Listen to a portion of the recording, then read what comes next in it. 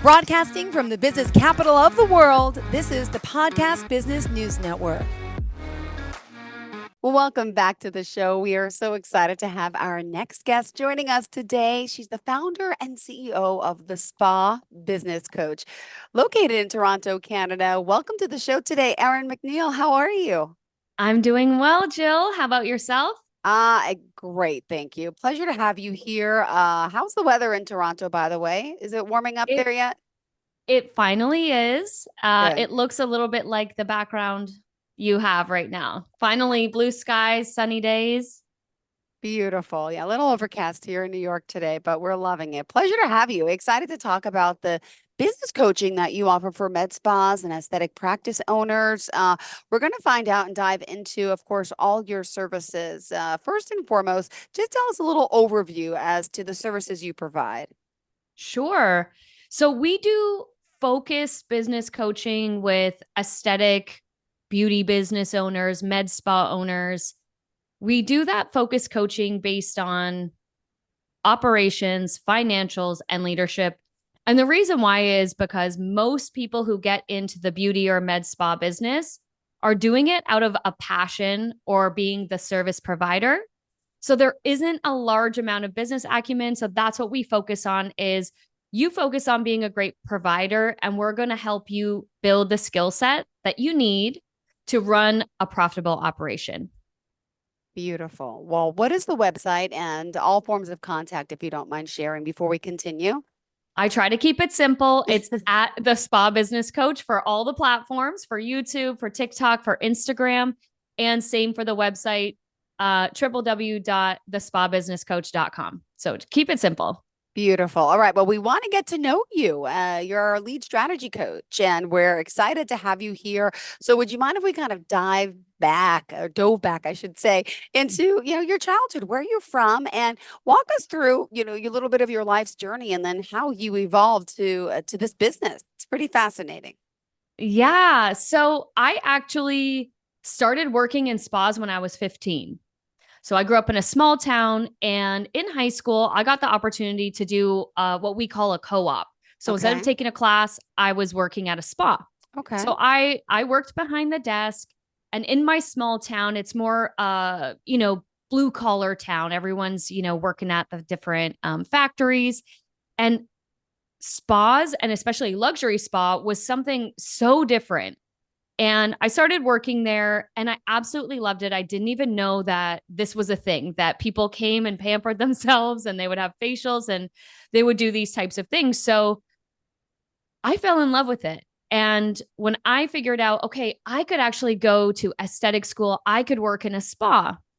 So I did that, went to aesthetic school, became an esthetician, and I did that in the very early 2000s. That's just when med spas were becoming popular. I got in working in luxury hotel spas at the very beginning and decided, okay, I think that these things are going a bit medical. So lights and lasers started to become a thing. And I then moved into lights and lasers and became a laser Awesome. tech.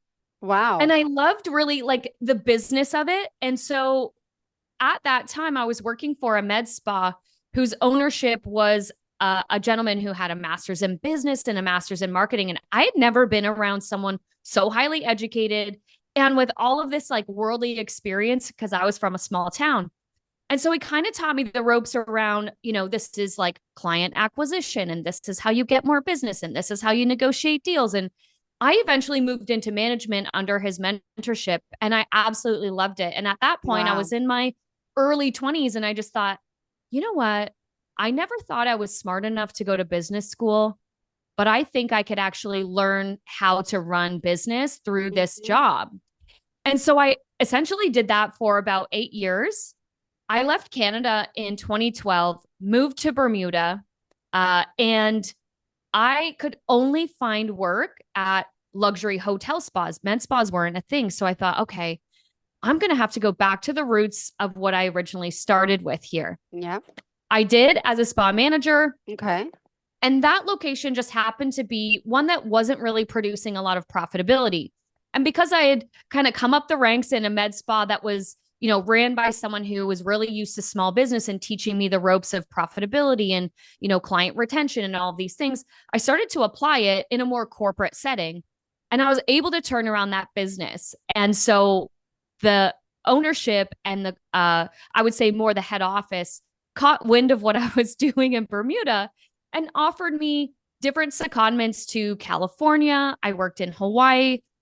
I then went to Thailand, helped out at a property there. I eventually moved to Beijing. And Oh my, once how again, well it was, world traveled you are. This is yeah, amazing. I'm living vicariously yeah, through you right now. Oh my goodness. yeah. So I moved to Beijing from Bermuda. I was still roots in Bermuda and moved to Beijing. Again, another property in that portfolio that wasn't doing well. So they brought me in to turn around the operation, turn around the team, and of course, create profitability. I was there for about 2 years and helped open and launch other properties while I was there, in China, respective, and then moved to Hong Kong afterward a couple of years later and did the same thing, opened a 40,000 square foot wellness facility, the first of its kind in Hong Kong. And I had a couple big goals for myself because I felt like I was really climbing that ladder, Hmm. and I had created all of this like wealth of knowledge for myself. And I honestly, after I launched that practice and that facility, I felt like, okay, I've got three big goals. I want the CEO to know me. I want them to know my work. I want to disrupt the market, and I want to make sure this is profitable in year one. So those big, lofty goals. But Hmm. after I started doing the check mark of, okay, done it, done it, done it, it's now 2020. I'm at the height of my career, and I could either move directly into corporate office or, compete against previous years of myself's work. And I decided, you know what? It might be time to move on. That's when I decided, okay, I am seeing lots of businesses close because of COVID. And because in the spa and beauty world, we're not as, let's say business focused, we're passion focused. I thought I could bottle up all of this knowledge that I have learned how to create and run profitable spa businesses and put it into a coaching or a consulting. At the time, I didn't know what I was actually going to do. And that's what I did. I created a digital program. I launched it in 2021. Here we are with the Yeah. spa business coach. And now we work with Wow. practices that are just starting out from 0 to 5,000 a month. I have clients who are doing $150,000 a month or, several $1 million a year. And we try to help everyone because one of our missions is to truly bring business acumen to the spa and beauty world. Yeah. Oh my goodness. This is exciting work you do. And do you mind if I just dive back a little bit? Oh, You mentioned, yes, please do. you had a challenging, childhood in a sense. And could you share just a little bit about some of those misfalls that prepared you, for life? I mean, we all have things that we go through.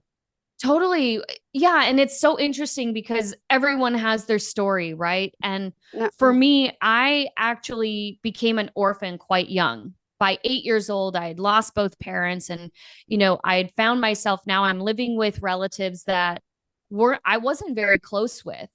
And so at a very young age, I started to sort out in my little child mind that, okay, I've got to figure out how to kind of take care of myself. How am I going to, look around and look for opportunity to, get what I need? And I learned from a very young age a little bit of survivor mode. And, Hmm. for me, it really helped me. And I know for some people, it's not, it didn't always land that way. And growing up in a very small town, limited, well, what seemed like very limited options, limited resources, limited mindsets.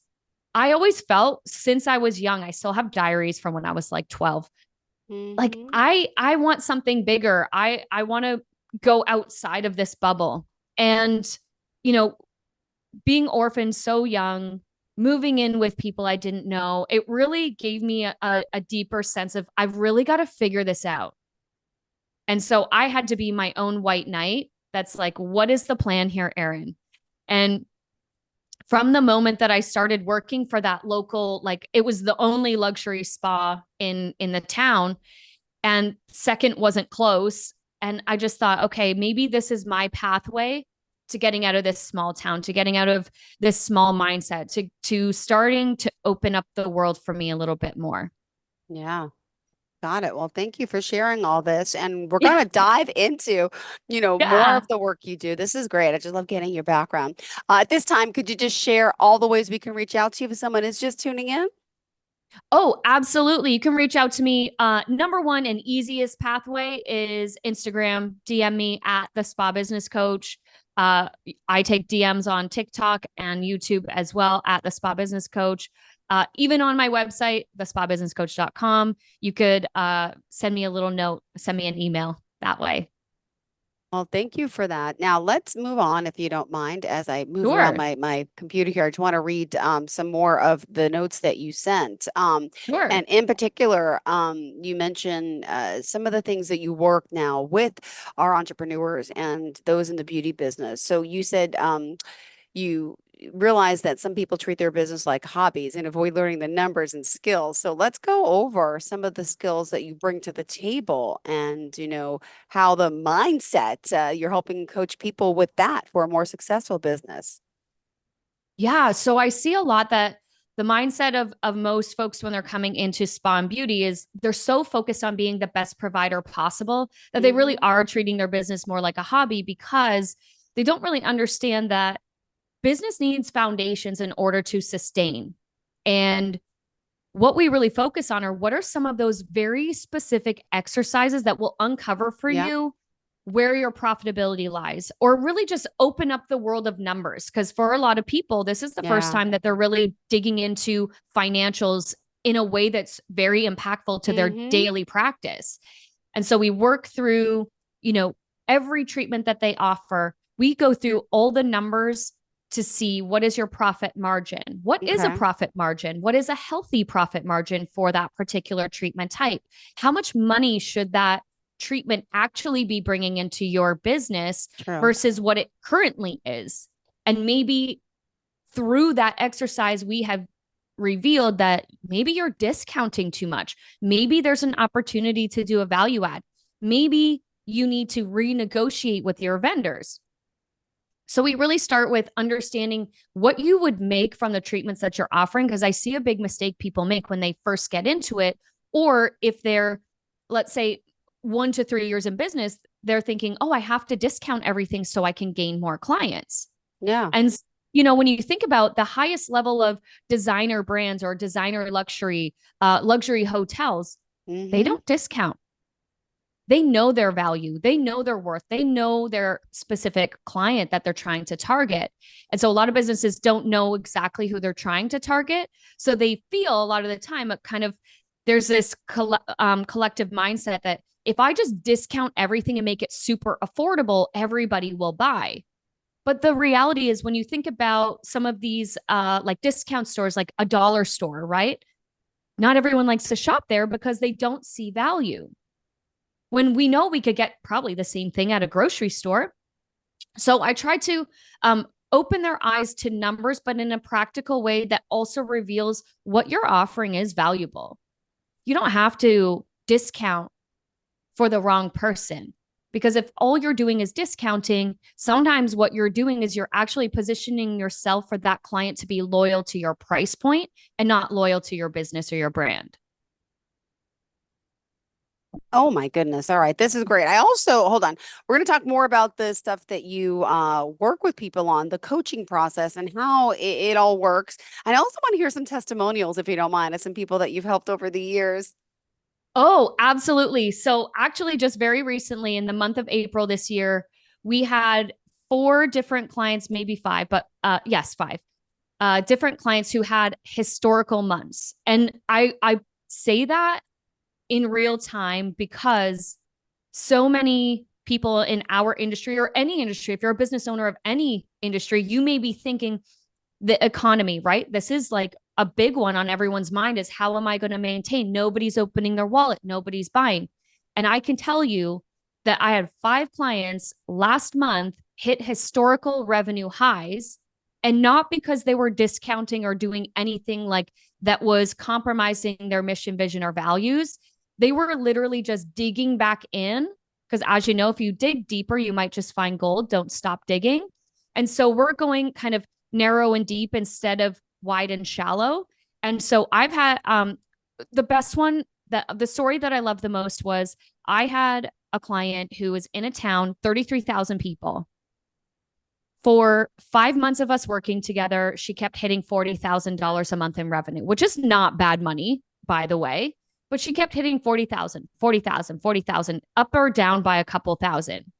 Finally, when she did the scary thing that we've been working on and setting her up to do, which was hire her first part time employee, she went from $40,000 a month, regular predictable income, to $70,000 in April.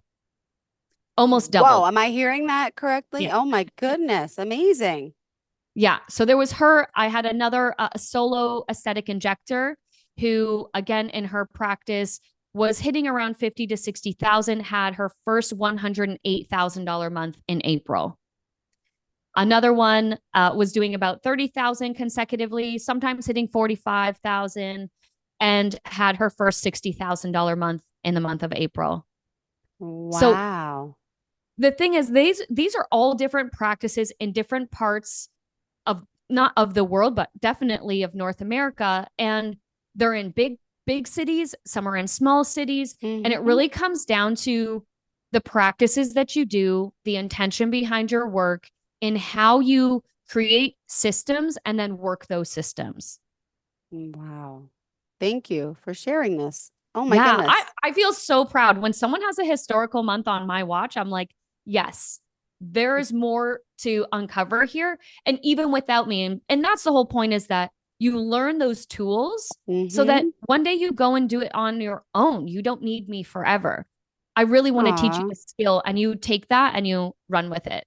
All right. Well, thank you for sharing all this. And hold on, just to remind everyone, if you are just tuning in, thankfully, we're here with Erin MacNeil, and go to the spabusinesscoach.com, and worldwide, you're helping people, right? I am mainly a lot of businesses I help in North America, lots in the US and Canada, a couple in Europe. I've got a client over in the Philippines, um, and we had some clients in South Africa. So we're here to help, and that's the other thing, is that because I've lived and worked in so many different countries, what I was able to do is like look for that pattern of what unlocks business success in the spa and med spa industry. And that's why I've put that together in my program, because whether I was in the US or Bermuda or Thailand or Hong Kong, it worked. And so it's not necessarily about the market, it's about the principles that you have and the foundations you build. Well, this is awesome because clearly you're helping so many. And what would you say some of the challenges of your job is? Do you want to share? Oh, the challenges. I would say the number one challenge is that people know they need help, but they're too afraid to ask. And that's a challenge, right? Because you know that you can help them, or sometimes they'll reach out several times and they're nervous. They don't want to invest just yet, or they want certainty before they invest, or they want to make sure they're going to get an ROI. But any good entrepreneur knows that you have to sometimes pay to play. You have to sometimes invest, and it will not come back. And I say to potential clients all the time, you cannot win big in the stock market unless you lose a little bit of money. Nobody goes to Vegas and just hits it big the very first time. You're going to lose a little, and you have to put money on the line in order to gain a little. And so for some people, I think the biggest challenge is they know they need help, but they're too afraid to invest in that help. And then furthermore, beyond that, recognizing that it's a lot of work. And I've literally had clients say, Erin, your program, it was a lot of work. I learned so much, but it was a lot of work. And I tell people, it's not my program that is a lot of work. It's called being an entrepreneur, right? If you really want to get serious, you really want a big business, you have to do a lot of things that maybe aren't fun, that are not your favorite thing to do. And it will require a lot of time up front, but those are investments of time, money, and energy that you will get back later. Well, Erin, let me ask you this. You've been doing this for quite some time, and is there any trends that you're seeing in the, coaching world, in the spa world? It's something that people may be saying, "Hey, I want to get into this business. I really don't know what to do." You're helping beginners as well. Yeah, I think if you're thinking of getting into this business, it's really important, depending on what state you're in. You want to look at your business holistically in the sense of not just, okay, I can make quick money. So I think a misconception is that it's quick money. There is a lot of money to be made, but you do have to have a level of skill. You do have to have a level of technique, but you've also got to look at your business and set it up for success. You have to look at your licensure. You have to look at insurance. You have to look at labor laws. You have to look at a lot of different avenues in order to make sure that you are set up for success. Because if you start and you start off well and you start doing and creating a lot of eyeballs on your location, on your accounts, and people are getting to know you, you better believe that competitors are also going to challenge you.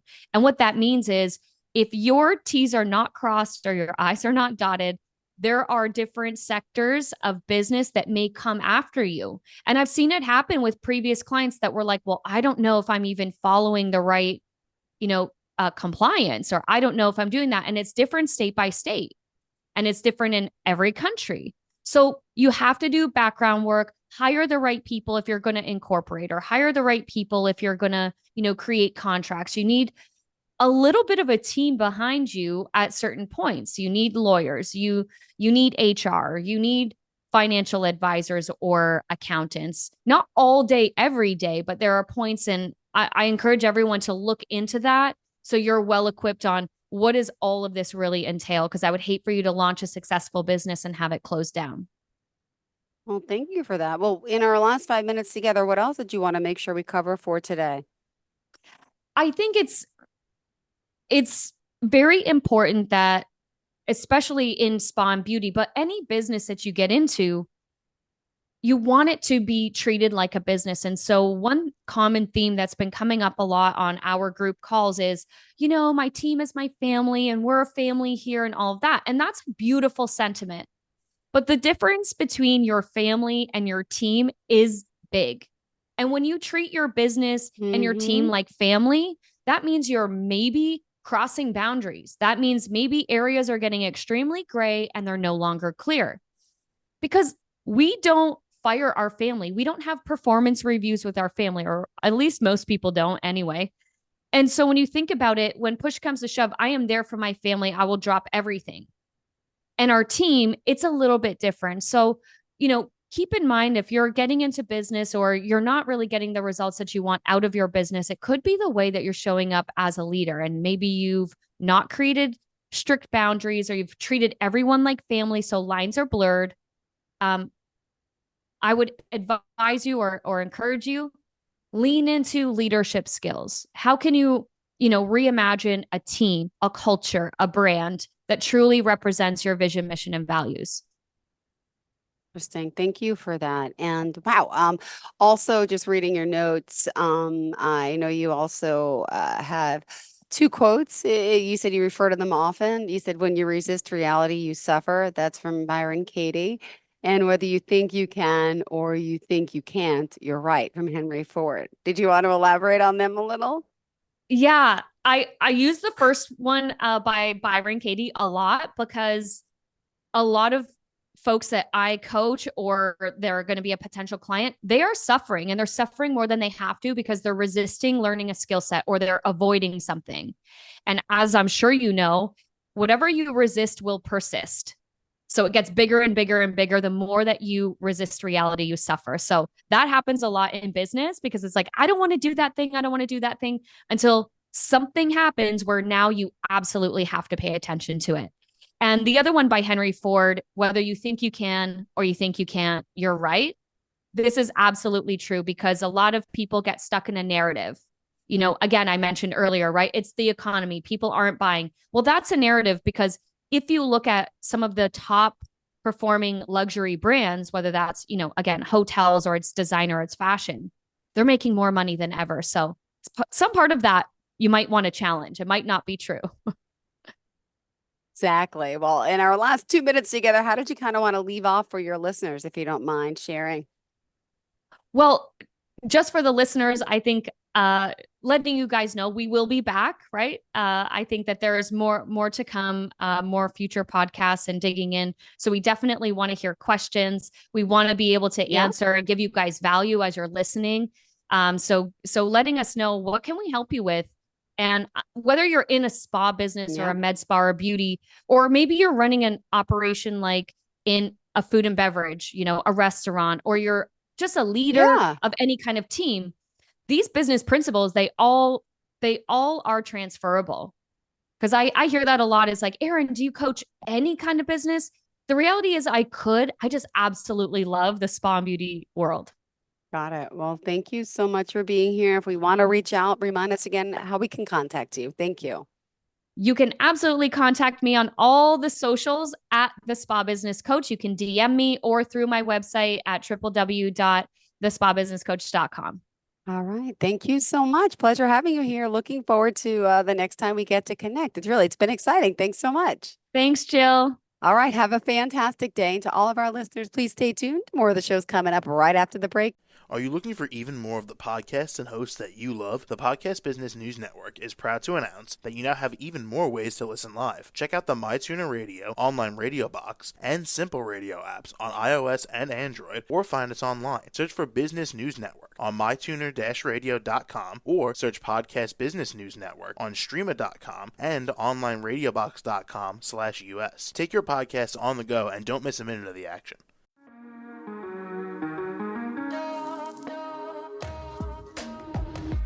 Broadcasting from the business capital of the world, this is the Podcast Business News Network. For nearly 2,000 severely injured veterans, everyday life has become filled with barriers. Day-to-day simple tasks can become pretty daunting. I have to carry my chair up 2 flights of steps or have somebody do it for me. What scares me the most is just the falling. When I'm struggling with my house, I think, to have that one great barrier just knocked down, it's crucial. Home for Our Troops is a wonderful nonprofit that builds a mortgage-free, fully adaptive, handicap-accessible house. And there's no catch. It'll be our very first home that we've ever owned. This is a game changer. This is where your life begins again. We need you to join us in completing this important mission. Please visit hfotusa.org and help build homes and rebuild lives. Because of you, everything's going to be okay.